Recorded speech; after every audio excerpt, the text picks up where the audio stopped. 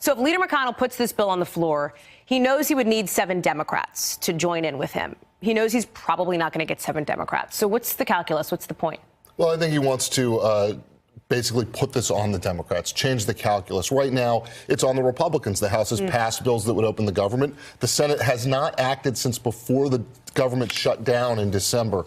So through the period where the Republicans still controlled Congress and when the Democrats took over the House in January, the Senate hasn't acted on any of these spending bills. The Senate wants to act. McConnell wants to be able to do something. So he's going to do that, and then he's going to say, look, the Democrats aren't willing to do anything. They're obstructionists.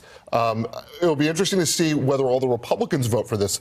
The president's plan splits the Republican Party in that it offers what a lot of Republicans would call amnesty for DACA recipients and for people under the temporary protected status. That made Ann Coulter mad this weekend. It made the Heritage Foundation mad this weekend. So it'll be interesting to see what the vote is, and I'm curious to see whether Pelosi might put the president's plan on the floor in the House just to see if she can show that Republicans are divided over there on it. Interestingly, there's a report out this morning, Shannon, that the president is set to meet with conservative leaders and to talk with them today for exactly the reason that John is talking about, to try to get them on board with a plan that they just don't like.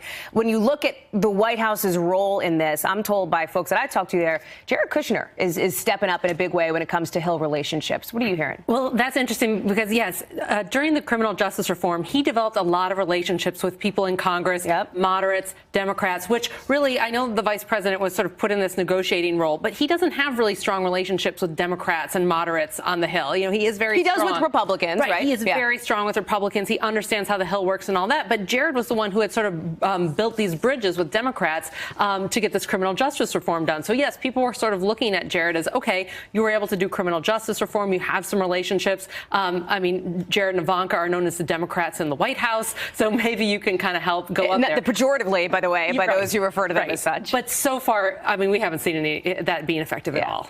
Eugene, a headline from your paper this morning is this: Trump voters now blame him for the government shutdown. There's an interesting quote from a 45-year-old man, Jeremiah Wilburn from Michigan, who voted for President Trump. And here it is. He says, I was doing fine with him up until this government shutdown. It's ridiculous. You're not getting the wall built for $5 billion, and Mexico is not paying for it. We all know that, too. Meanwhile, it's starting to turn people like me away.